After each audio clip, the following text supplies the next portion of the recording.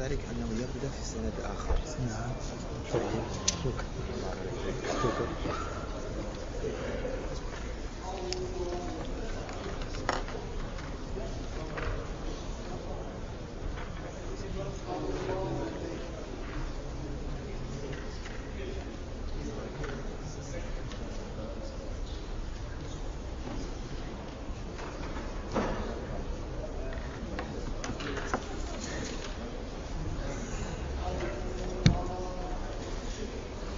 الحمد لله حمدا كثيرا طيبا مباركا فيه، وأشهد أن لا إله إلا الله وحده لا شريك له، وأشهد أن محمدا عبده ورسوله صلى الله عليه وعلى آله وصحبه وسلم تسليما مزيدا. أما بعد،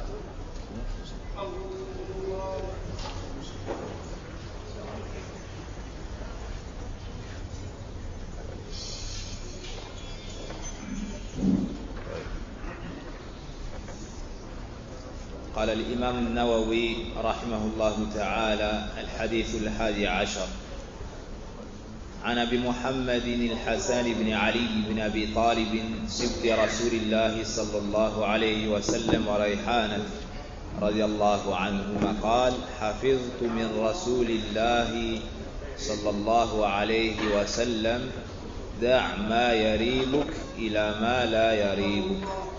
رواه الترمذي والنسائي، وقال الترمذي حديث حسن صحيح.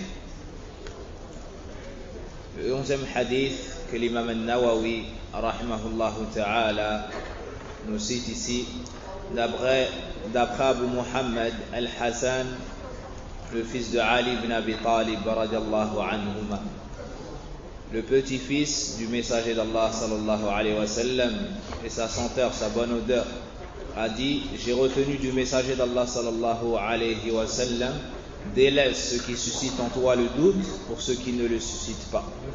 Délaisse ce qui suscite en toi le doute pour ceux qui ne le suscitent pas. Rapporté par l'imam al-Tirmidhi et al-Nasa'i.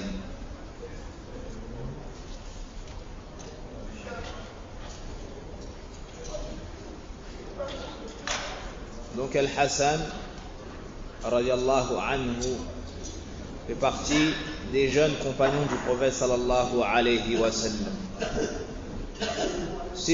As-Sibt wa Ibn al-Bint. As-Sibt, c'est le petit-fils par la fille. Donc c'est l'enfant de ta fille. Sibtuk, c'est le fils de ta propre fille. Donc tu es son grand-père. C'est donc le petit-fils du prophète sallallahu alayhi wa sallam, le fils de Fatima radiallahu anha et de Ali radiallahu anhu. Wa Rayhana, et sa senteur. Rayhana, c'est une plante qui a une bonne odeur, qui dégage une bonne odeur. Et ici, les savants ont divergé sur le mot Rayhana. هل هذه الرائحة على الحقيقة أم الاستعارة؟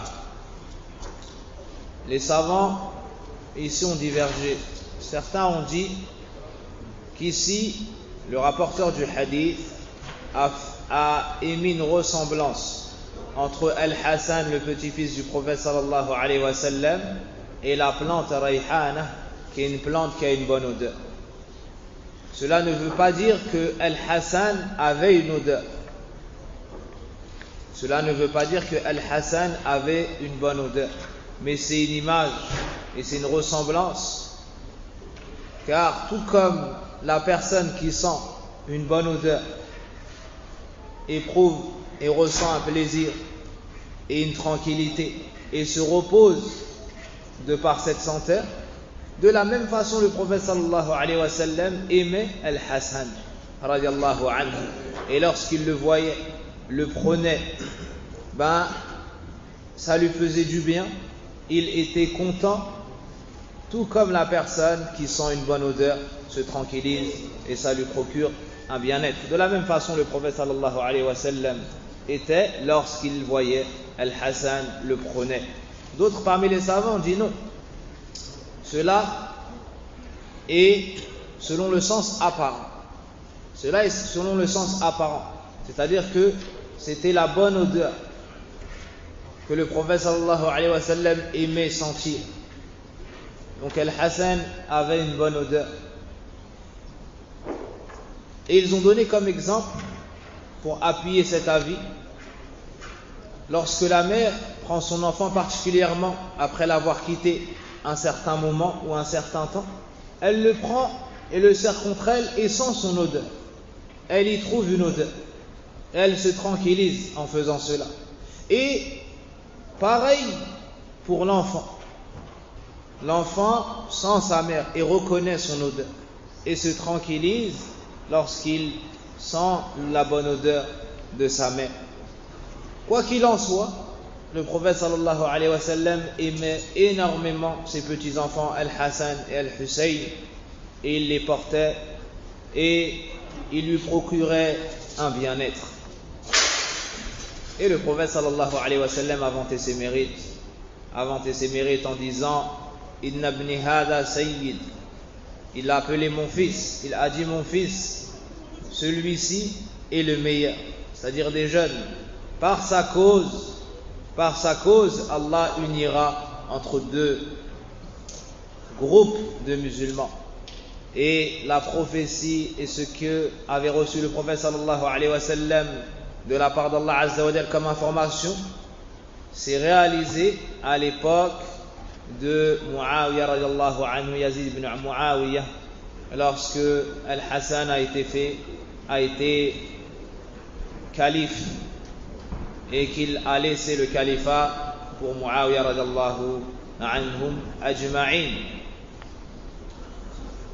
Il nous dit ici Hafidtu, j'ai mémorisé. Hafidtu min Rasulillah, j'ai mémorisé du messager d'Allah. Pourquoi est-ce qu'il a appuyé cela en disant j'ai mémorisé? Car Al-Hassan radiallahu anhu est né en l'an 3 de l'Hégire. Donc il n'a vécu que 7 ans. Avec le prophète sallallahu alayhi wa sallam. Lorsque le prophète sallallahu alayhi wa sallam est décédé, Al-Hassan avait 7 ans. Donc il a voulu nous tranquilliser et affirmer que ce hadith-là, il l'a bel et bien entendu et il l'a mémorisé. Car l'enfant qui a 6 ans, 7 ans, peut mémoriser. Quel est ce hadith qu'il a entendu et mémorisé? Il nous dit, j'ai retenu du messager d'Allah sallallahu alayhi wa sallam, délaisse ce qui suscite en toi le doute pour ceux qui ne le suscitent pas. Da' ay utruk ma yaribuk ay ما فيه ريبة وشك وتتردد فيه بين خيره وشره. Donc da' ça veut dire délaisse. Ma yaribuk, c'est-à-dire les choses douteuses, ce qui suscite en toi un doute. Tu n'es pas sûr du caractère permis de la chose. D'un certain point de vue, tu te dirais c'est permis et c'est halal, mais il y a quand même quelque chose en toi qui te fait dire ou qui te dit que ça n'est pas une chose licite. Donc, tu as du doute. Allah Azza wa Jal nous dit par exemple dans le Coran, Alif Lam Mim, Dhalika al-kitabu la rayba fi, ay la shakka fi. Fama'ana ma yuribuk, ay ma yaj'alu fi nafsika al-shak wa al-taraddud. Donc ici le prophète sallallahu alayhi wa sallam nous dit délaisse ce qui suscite en toi le doute pour ceux qui ne le suscitent pas. Ici les savants ont posé une question qui est هل هذا الأمر يقتضي الوجوب أم هو للتوجيه والإرشاد؟ Les savants ici ont posé une question. Da'ma yaribuk, ila ma la yuribuk. Da'ma yuribuk, ila ma la yuribuk. Délaisse ce qui suscite en toi le doute pour ce qui ne le suscite pas.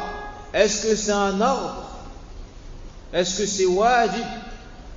Est-ce que celui qui fait cette chose-là en recherchant l'agrément d'Allah Azza wa Jal se verra récompensé? Et dans le cas contraire, il méritera une punition? Ou bien c'est un ordre qui a pour but d'orienter la personne, de conseiller la personne, mais ça n'est pas une obligation. Donc les savants ont soulevé cette question.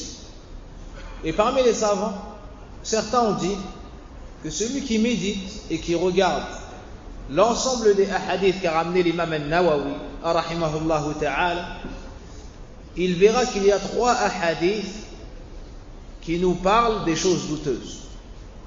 Le premier hadith, c'est Inna al-halala bayyin wa inna al-harama bayyin wa baynahuma umurun mushtabihatun la ya'lamuhunna kathirun minan nas.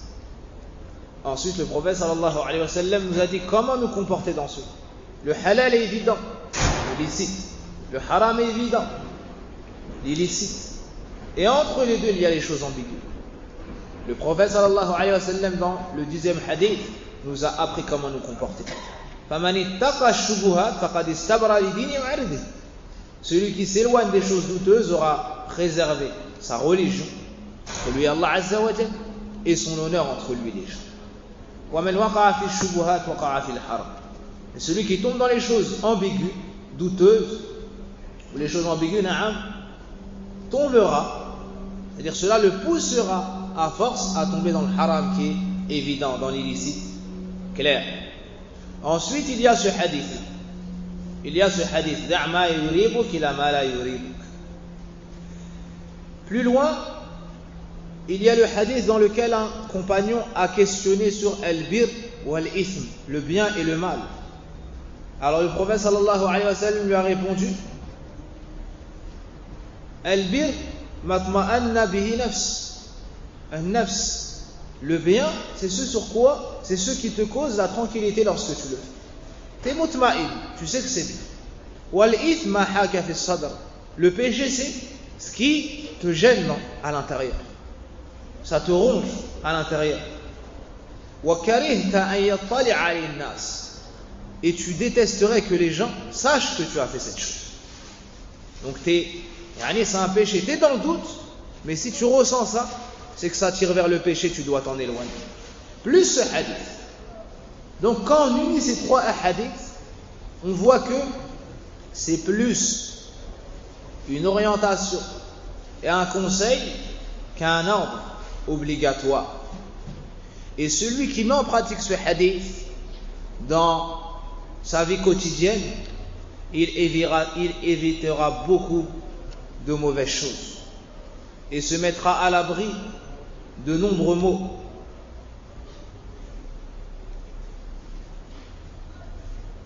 Donc, en prenant les 3 hadiths qui nous montrent comment se comporter devant les choses douteuses, on comprend que da'ma yuribuk veut dire ibta'id an mawtin ash-shubah, an mawatin ash-shubuhat. وبهذا الفعل تكون قد ابتعدت عن الوقوع في الحرام. Donc on comprend en regardant les 3 hadiths que le sens de da'ma yuribuk, délaisse les choses douteuses, veut dire éloigne-toi des choses ambiguës. Ça ne fait pas partie du haram et du halal évident ni du haram évident, c'est au milieu. Qu'est-ce que tu dois faire? Délaisse-le, éloigne-t'en.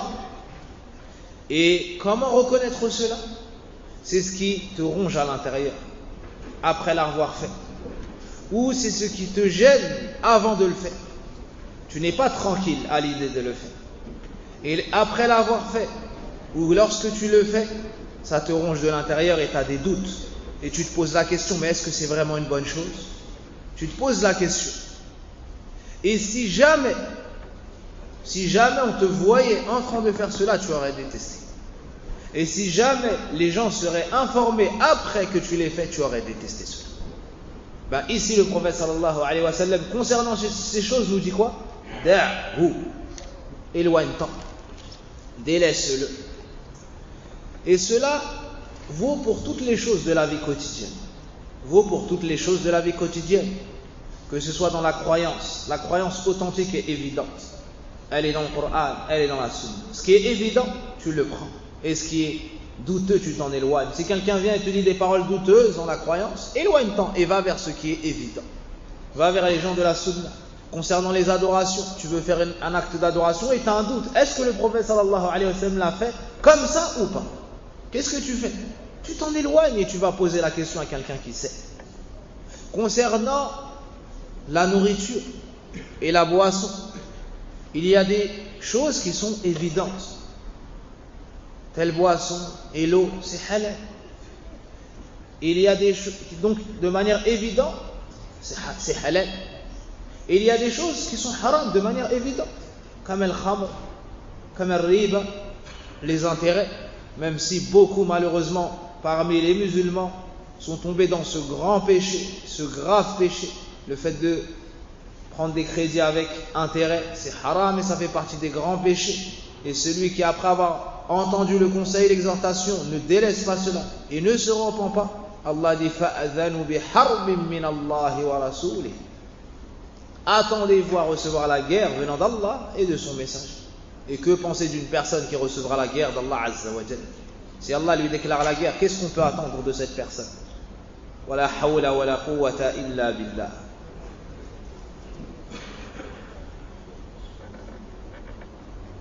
Donc dans la nourriture et dans la boisson,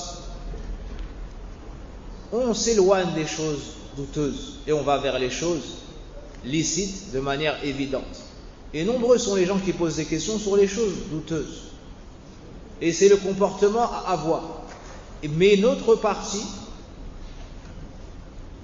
saute le pas, consomme la chose et ensuite ils viennent poser la question. Qu'est-ce qui les a amenés à poser la question? Si on médite bien, c'est le doute. Et la chose qu'ils ont ressentie à l'intérieur.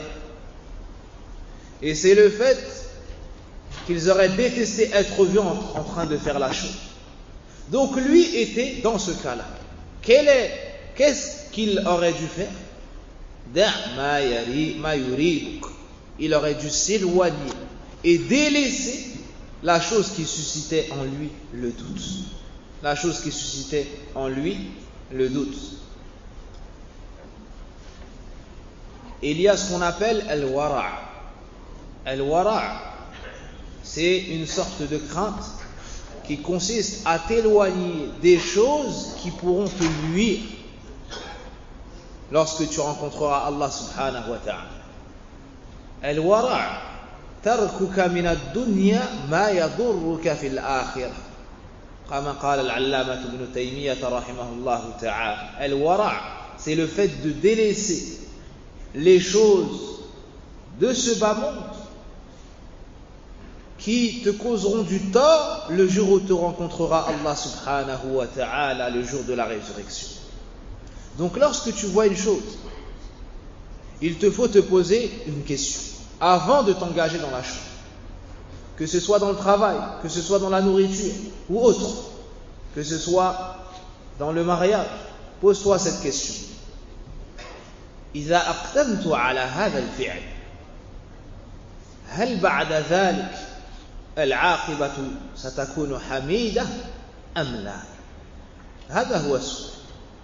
La question à te poser est, si je fais cette chose, si je consomme cette chose, est-ce que la finalité sera bonne et louable ou pas? La réponse à cette question est en mettant, ou bien se concrétisera en mettant en pratique ce qu'il y a dans le hadith. Avant de faire la chose, tu te poses cette question. Si je fais cette chose-là, est-ce que Yawm al-Qiyamah j'aurai des problèmes ou pas? Est-ce que je pourrai recevoir un châtiment ou pas? Ou est-ce que c'est une chose louable?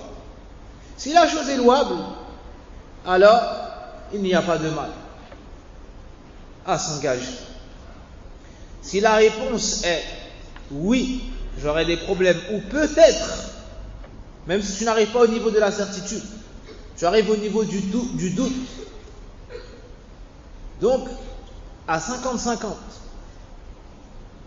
à ce moment-là, le prophète sallallahu alayhi wa sallam, al-Rasoul al-Karim, al-Amin, al-Rahim, al-Nasih al-Amin, le bon conseiller, notre bien-aimé, notre messager sallallahu alayhi wa sallam ici, nous a donné un conseil en or, et plus précieux que cela même, en nous disant: éloigne-toi des choses douteuses, de ce qui suscite en toi le doute pour les choses devant lesquelles tu n'as aucun doute. Et parmi les exemples qui sont venus dans la sunna, une histoire étonnante. Le prophète sallallahu alayhi wa sallam nous dit: il y a eu dans les générations passées un homme qui a vendu sa maison à une autre personne. ذكر لنا رسول الله صلى الله عليه وسلم قصة رجلين عجيبة جدا. قال: باع رجل بيته لرجل آخر، فلما اشتراه وسكن فيه، أو كما قال رسول الله صلى الله عليه وسلم: وجد تحته كنزا أو فيه كنزا، فرجع إلى البائع وقال له: وجدت كنزا، أما أنا فقد اشتريت البيت فحسب، فها هو الكنز فخذه. فأجاب الثاني بجواب عجيب جدا، أشد عجبا من الأول. قال: أما أنا فقد بعت لك البيت وما فيه، فهو لك. الأول رفضه والثاني أبى أيضا. سبحان الله، قد علمت والآن تنازل عن الكنز. قال: لا، أنا إنما اشتريت البيت فقط. هذا هو الورع الذي يحث الإسلام عليه. Une histoire des plus étonnantes, subhanallah. Un homme a acheté une maison à une autre personne. Lorsqu'il a pris possession de la maison, et lorsqu'il a habité cette maison, il y a trouvé un trésor. À l'intérieur ou en dessous de la maison, ou Allahu a'lam dans le jardin, dans tous les cas, il a trouvé un trésor. Qu'est-ce qu'il a fait? Il a pris le trésor et il est retourné voir le vendeur de la maison. Écoutez bien, il est retourné voir le vendeur et il lui a dit: voici ce que j'ai trouvé dans la maison. Alors le vendeur s'est étonné, il ne l'a pas compris. L'homme qui a acheté la maison lui a dit: moi je t'ai acheté que la maison et je ne t'ai pas acheté le trésor qui s'y trouve. Alors reprends le trésor. Qui, au jour d'aujourd'hui, aurait cette crainte d'Allah Azza wa Jal, aurait peur de prendre une chose douteuse, une chose qui suscite à l'intérieur un doute, aurait pris cette chose et serait parti la rendre. Il lui a dit: moi je t'ai acheté la maison, je ne t'ai pas acheté ce qu'il y a à l'intérieur comme trésor, alors tiens, reprends ton trésor. La réponse du vendeur, wallahu a'lam, est encore plus étonnante. Il lui a dit: en ce qui me concerne moi, je t'ai vendu la maison, et lorsqu'on vend la maison, on vend tout ce qu'il y a à l'intérieur, alors garde le trésor. Moi je t'ai vendu la maison et il y avait le trésor, alors garde l'ensemble. Le premier a refusé, il lui a dit: non, moi je t'ai acheté que la maison. Les deux ont eu peur d'Allah Azza wa Jal, les deux ont eu peur de prendre une chose. Pourquoi cela, les frères? Si on médite bien, c'est quoi la cause? Ils se sont posé la fameuse question. C'est quoi la question? Qui a retenu la question? Adam, t'as retenu la question? Là? Qui peut me dire la question? Non. Lorsqu'on s'engage dans une chose, on entreprend une chose, il convient de regarder quelle sera la finalité? Et Yawm al-Qiyamah, est-ce qu'on pourra se retrouver en danger dans le jugement, lors du jugement? Donc, qu'est-ce qu'ils ont fait? Ils ont mis en pratique ces 3 hadiths. Il y a le halal bayyin, la maison. Ça, il y a la chose qui est licite de manière évidente. C'est quoi? C'est la maison. Et il y a el haram de manière évidente. C'est quoi? C'est le vol. Et entre les deux, il y a les choses équivoques. Comme quoi? Comme ce trésor. Comme ce trésor. On vient au 3e hadith. Quel est le 3e hadith? Quel est le bien, quel est le mal? Quel est le péché? Le bien, ce qui cause la quiétude et la tranquillité. Le mal, ce qui te gratte à l'intérieur, ce qui te ronge de l'intérieur, et tu aurais détesté que les gens soient au courant. Alors, les deux, subhanallah, le premier d'abord, celui qui a acheté la maison, a ressenti cela. Comment est-ce qu'il a agi après avoir eu la réaction des deux premiers, du premier hadith et du 3e? Il a mis en pratique ce 2e hadith. Qu'est-ce qu'il a fait? Délaisse ce qui suscite en toi le doute pour la certitude. Subhan al-Malik. Il a pris le trésor et l'a délaissé. Pour avoir quoi? Pour garder ce sur quoi il avait la certitude, la maison. Ça, je l'ai payé. Et j'ai su ce que j'achetais. Le 2e a réagi de la même façon que le premier. Subhanallah. Il aurait pu dire Na'am. Moi, je t'ai vendu que la maison, récupérer l'argent. Comme Aktharuna, Wallahu musta'an, aurait fait. Comme la plupart d'entre nous auraient fait. Taïb. Mais cette 2e personne a eu peur d'Allah Azza wa Jal. Et il a eu peur de reprendre une chose qui ne faisait pas partie de ses huquq, de ses droits. Alors, dans le doute, il a préféré mettre en pratique ce hadith. Il a préféré délaisser la chose douteuse. Quand bien même cela serait quoi? Un trésor. Quand bien même cela serait quoi? Un trésor. La suite du hadith. Donc ils se sont disputés, non pas pour savoir qui est-ce qui allait partir avec le trésor, mais qui est-ce qui allait laisser le trésor à l'autre. Allahu Akbar. Ils se disputent pourquoi? Savoir qui est-ce qui va prendre le trésor. Non, mais qui est-ce qui va laisser le trésor à l'autre? Lui, le premier veut le laisser au 2e, le 2e veut le laisser au premier. Alors ça cause quoi? Une dispute, une divergence.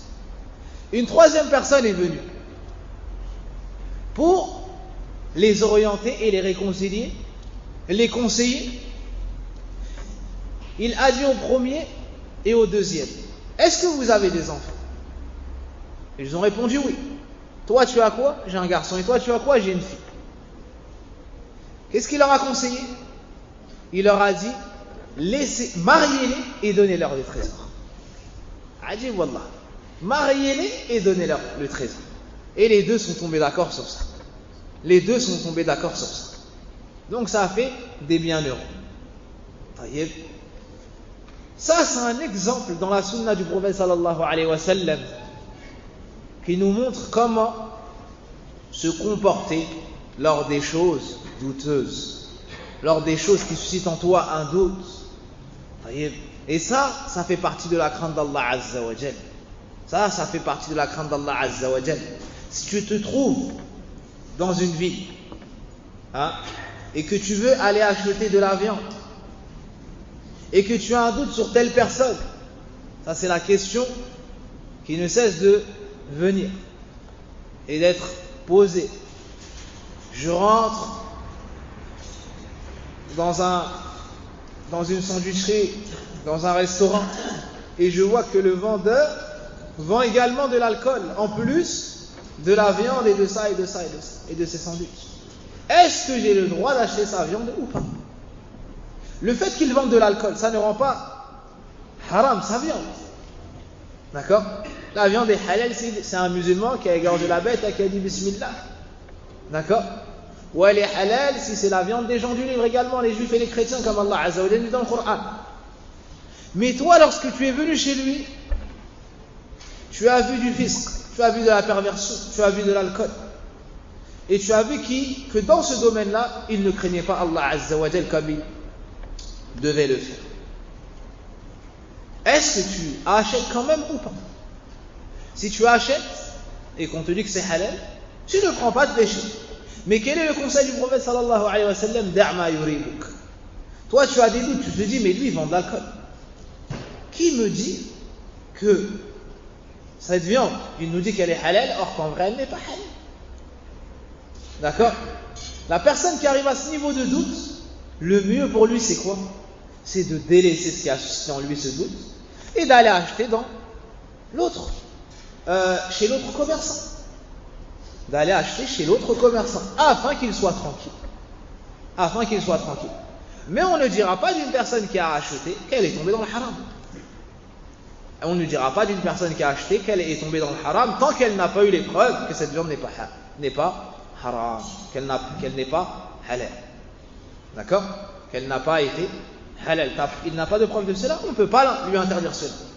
On ne peut pas lui interdire cela. Mais, attention, si une personne va dans un endroit connu pour le mal, un endroit, une rue, d'accord, qui est connu pour le mal, où il n'y a que les gens de la perversion qui se rendent dans cet endroit, et il y va, et il dit non, moi, je suis venu pour faire quelque chose de bien. Est-ce qu'il convient de faire ça? Non. Pourquoi? Parce que ça va susciter des doutes dans le cœur des musulmans. Parce que cet endroit est connu. Pourquoi? Pour le fisc, pour le haram. D'accord? Cet endroit est connu pour le fisc et pour le haram. Et certains exemples, on a honte de les dire, devant certaines personnes qui ont l'âge de nos parents. Et dans cet endroit. Mais les exemples sont nombreux. Ben toi, ne passe pas dans cet endroit. Même si toi, d'accord, tu ne venais pas pour le haram. Pourquoi? Parce que là, tu t'es mis dans une situation qui est douteuse. Donc cela est valable pour ce que tu consommes, mais aussi pour tes paroles, tes actions et les endroits où tu te rends. Le prophète sallallahu alayhi wa sallam ici nous montre une des sagesses du da'iya ila Allah. Celui qui prêche, celui qui appelle les gens au bien et à délaisser le mal, il doit savoir quel est le comportement à avoir. Ici, il y a un comportement très précieux que le prophète sallallahu alayhi wa sallam nous montre. C'est que lorsque tu dis à quelqu'un de ne pas faire une chose, donne-lui et remplace-lui par une autre chose. Par exemple, tu conseilles les gens et tu leur dis délaissez as-sahara, les sorciers. Comment on les appelle en Afrique? Les marabouts. Comment on les appelle au Maroc? El Fqih. Comment on les appelle là-bas? Quel que soit le nom, ça change rien. Ça change rien le nom. C'est ce qui fait qu'il compte. Ça, celui qui prétend connaître l'invisible, celui qui travaille avec les shayatin et qui fait de la sorcellerie, c'est un mushrik kafirun billahi al-azim. Wa ma kafara Sulayman, walakin ash-shayatin kafaru yu'allimuna an-nas madha as-sihr. Allah Azza wa Jal dans Surat al-Baqarah nous apprend le jugement de celui qui apprend, enseigne, pratique la sorcellerie. C'est un kafir billahi al-azim. Taïb. Si toi tu viens et tu exhortes les gens à délaisser ces menteurs et ces mécréants, dis-leur, délaisse le sorcier et dirige-toi vers Allah Azza wa Jal. Tu as des problèmes, tu as des soucis, tout le monde a des problèmes, tout le monde a des soucis. Mais laisse cette créature qui est faible, qui est mauvaise, et dirige-toi vers le Créateur qui est bon, qui est généreux, qui t'entend, qui te voit, qui donne, qui est riche, subhanahu wa ta'ala. Si tu vois quelqu'un qui porte un bracelet porte-bonheur, une tamime, un talisman, ou qui accroche la main de Fatma dans sa voiture, ou sur son mur, dis-lui ça, c'est du shirk asghar. Tu as pris en tant que cause une chose qui est du shirk. Tu as pris en tant que cause une chose qu'Allah Azza wa Jal déteste. Une chose pour laquelle le prophète sallallahu alayhi wa sallam a été envoyé afin de la combattre. Délaisse cela. Ne veux-tu pas que je t'oriente vers une protection? une vraie garantie, enlève cela et dirige-toi vers Allah Azza wa Jal, Al-Aziz, Al-Qawi, Al-Hayy, Al-Qayyum, Al-Hafiz, subhanahu wa ta'ala. Arhamur Rahim. Comme cela, tu orientes les gens. À chaque fois que tu leur enlèves une chose, donne-leur Al-Badi, le remplace, la chose qui vient remplacer cela. Tu vois quelqu'un qui mange des choses qui sont haram, exhorte-le afin qu'il délaisse cela. Et dis-lui, mange cela, mange cela, mange cela. Tu vois une personne qui boit, qui consomme des boissons illicites, alors mets-le en garde contre cela et oriente-le vers les bonnes boissons, vers l'eau et ceci et cela. Tu vois, on va aller un peu plus loin. Tu vois une personne qui fréquente des femmes en dehors du mariage. Tu vois des gens qui sont éprouvés par le fait de fréquenter des femmes qui n'ont pas été permises, sans avoir contracté un mariage, sans avoir eu l'agrément du père de cette fille, ni avoir eu 2 témoins, sans avoir demandé sa main, et il fréquente cette femme. Qu'est-ce que tu fais? Tu lui dis de laisser cette femme, il te fait comprendre qu'il a un besoin. Montre-lui qu'il désobéit à Allah Azza wa Jalla. Mets-le en garde contre le haram. Montre-lui la mauvaise fin de ses agissements. Mais ne t'arrête pas là. Oriente-le vers la chose halal, afin qu'il délaisse le haram. Oriente-le vers le mariage. Oriente-le vers le mariage. Donc ça, c'est la sunna du prophète sallallahu alayhi wa sallam dans la da'wah. Le fait de mettre en garde contre le mal ou les choses douteuses et de ramener ce qui peut remplacer cela comme chose quoi? Tayyib. لأن الله طيب لا يقبل إلا طيبا.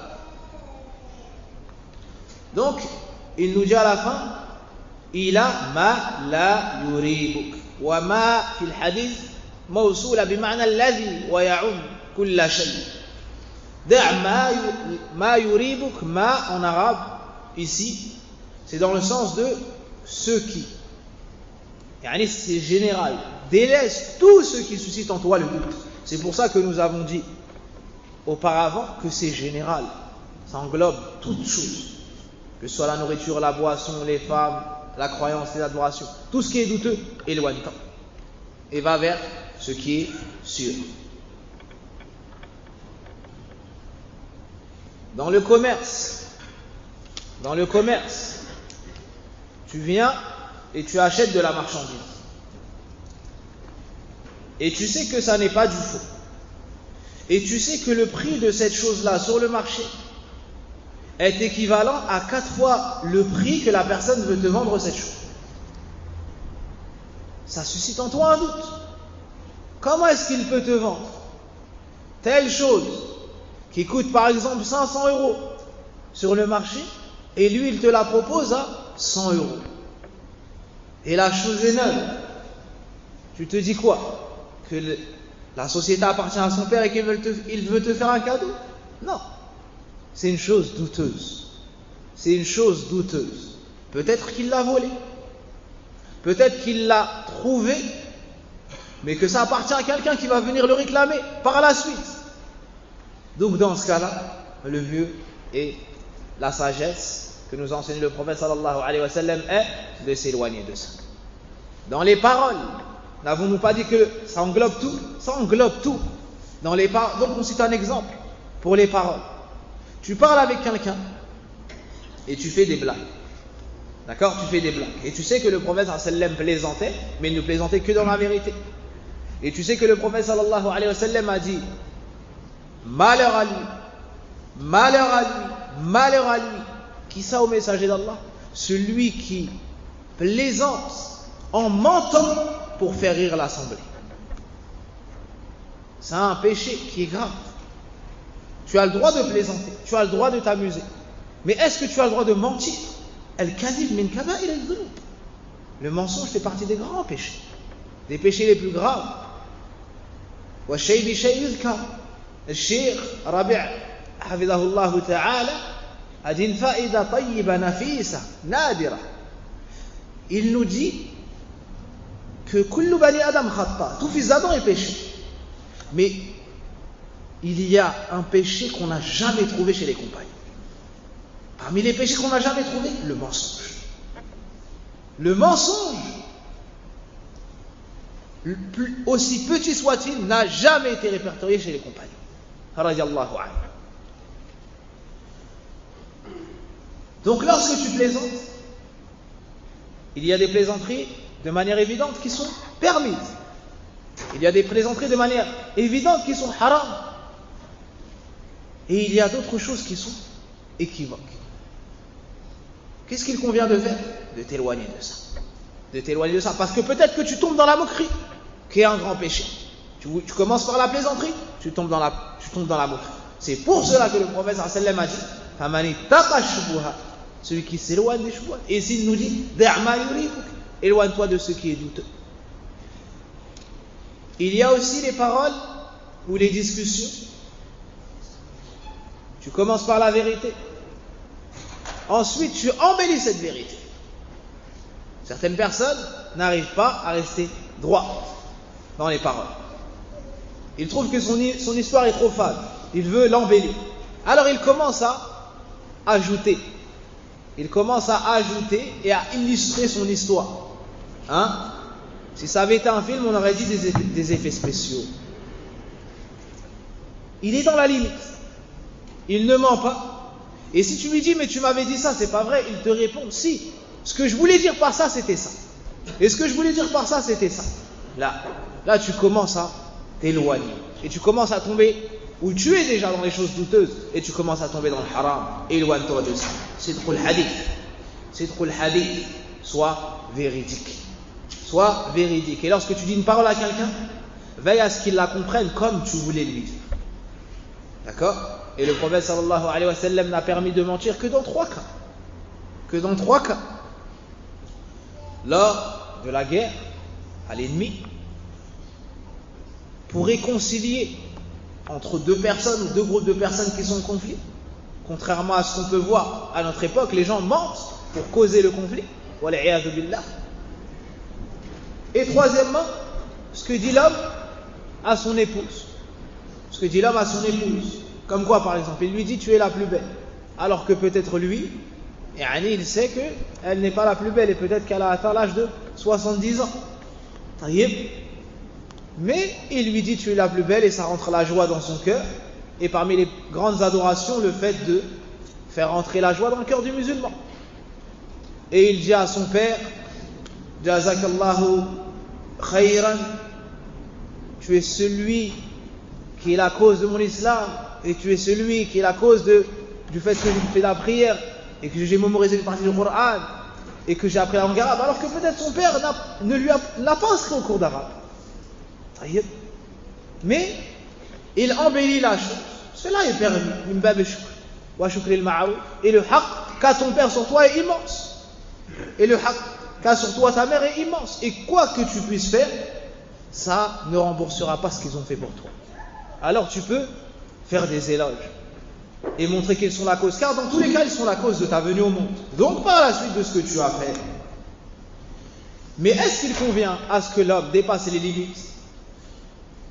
Par exemple, il se marie avec une femme. D'accord? Il lui dit que son travail c'est telle chose, alors qu'il est au chômage. Est-ce que ce genre de mensonge est permis? Là, c'est pas ce genre de mensonge. D'accord? Ou il a un travail qui est simple et il lui dit par exemple je suis pilote d'avion. Là, ça c'est du mensonge shari'. Ça c'est du mensonge évident. Il lui fait croire que telle chose. Là, ce qui est permis c'est d'embellir les choses, comme on pourrait dire les petits mensonges dans le couple. Ou bien pour réconcilier entre les gens. Tu vas voir l'autre personne, tu lui dis un tel regrette. Et subhanallah, j'étais avec lui hier et il disait du bien de toi, il disait ne sais pas comment. Il a fait pour te parler comme ça. Et tu vas voir l'autre, tu lui dis la même chose, tu lui dis regrette. Alors que l'autre il est avec toi, il a dit le jour où je vais le voir, il va voir. Et l'autre il a dit la même chose. Mais toi tu vas voir l'autre, tu lui dis regrette. Et il aimerait venir te voir, mais il a peur que tu n'acceptes pas ses excuses. Et tu vas voir l'autre, tu lui dis la même chose. Ben là, tu as un muslih. Et là, c'est une sadaqa. Le prophète sallam nous dit wa anta alila bayna an-nas sadaqa. Tu réconcilier entre les gens, c'est une sadaqa. Tu vas avoir les deux parties et tu dis que l'autre fait ses éloges et tu dis que l'autre fait ses éloges. Comme ça, le mal qu'il y a dans son cœur sort. Et la rancune et la rancœur sortent. Et à ce moment-là, au moins, ils ouvrent le dialogue. Ils commencent le dialogue et ainsi de suite. Et ils s'excusent. Pourquoi? Parce que l'autre, il pense que c'est lui qui est venu le voir pour s'excuser. Et l'autre pense la même chose. Il se dit, moi, c'est pas moi qui est parti le voir. Moi, j'avais raison. Vous voyez? Mais ce qui compte, c'est quoi? C'est l'ukhuwa, c'est la fraternité. Ce qui compte, c'est d'enlever les problèmes et de repousser ash-shayatin min al-jinni wal-ins de nos rangs. Au point où le prophète sallallahu alayhi wa sallam a permis d'utiliser le mensonge pour réconcilier entre les gens. Et même le fils peut faire ça avec ses parents. S'il y a une dispute entre l'homme et la femme, il va voir le père et lui dit, elle regrette, et elle a dit ça, et elle s'excuse, mais elle a peur que tu n'acceptes pas. Et il va voir la mère, et elle dit, ça l'a attristé. Il lui dit des choses comme ça pour amener al-islah fil bayt, ou entre les frères, le frère et sa sœur, les deux sœurs, les deux frères, et entre les gens, et les frères au sens religieux.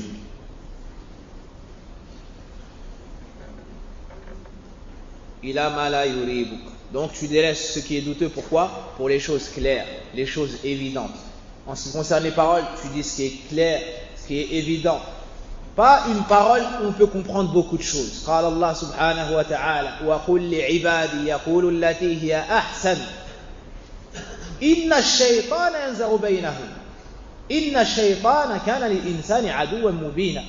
Regardez comme Allah Azza wa Jal nous éduque dans le Coran à délaisser ce qui est douteux comme parole.